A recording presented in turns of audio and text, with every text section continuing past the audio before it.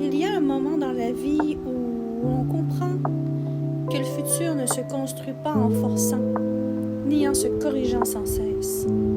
Il se crée à partir de ce qu'on ose enfin ressentir.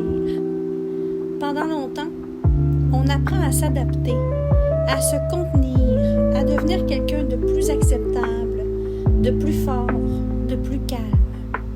Mais la vraie transformation, elle commence le jour où on arrête de vouloir devenir quelqu'un d'autre et où on choisit plutôt de retirer ce qui nous empêche d'être nous. L'amour-propre, ce n'est pas se convaincre qu'on va bien, c'est se permettre de se rencontrer pour vrai, de sentir ce qui est encore bloqué, ce qui a été figé, retenu et oublié, et d'y remettre du mouvement, de la douceur, de la conscience. Quand on se libère intérieurement, quelque chose change naturellement. On n'attire plus par manque, on n'espère plus pour combler un vide.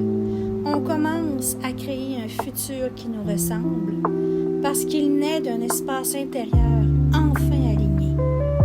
La joie n'est pas un objectif à atteindre, c'est un état qui émerge quand on cesse de se trahir, quand on se reconnaît, quand on s'autorise à être entier. Et c'est exactement de là que naissent les relations vraies, les chemins justes, les futurs profondément heureux.